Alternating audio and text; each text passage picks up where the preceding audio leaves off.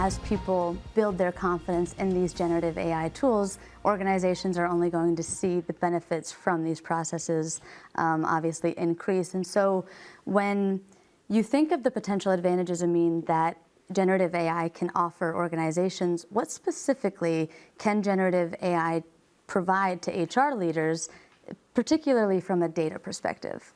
Yeah, it's a great question. And I think that really when I think about what's possible with this, I think of probably three big things. There's one is like process automation, right? And to be able to say there's manual tasks that people have been doing. I have to sit there and just draft the whole job description. When you stare at a blank page and you have to do that, it takes time, right? And it's a little bit nerve-wracking. How do I get the right candidates and all that? If I could just have something that was filled out, great. It helps me to automate certain processes and get going faster. But then there's another level to it, which is proactive insights.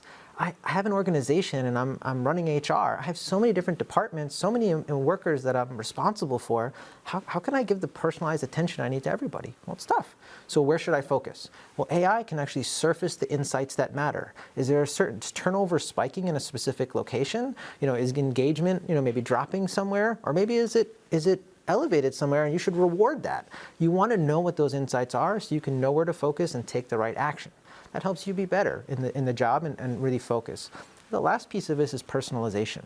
I think this is what's really powerful because with data, there's so much data about workers and the organization flowing through HR systems. And really there's untapped potential that's sitting there.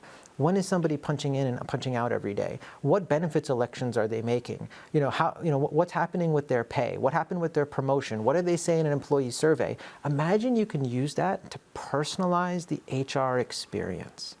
What kind of culture would you have, right?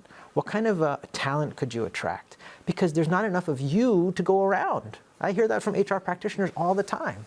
AI can actually help you create that culture of care that we all want, and make moments that matter really matter.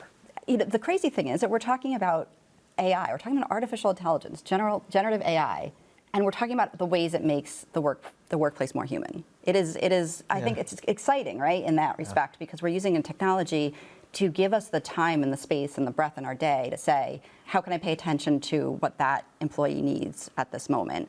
What am I missing maybe about what the data is telling me about a particular team that might have higher attrition than usual? I think that's the most exciting thing for me about artificial intelligence. It's how do we use a technology to really make the world more human, not less human, more human.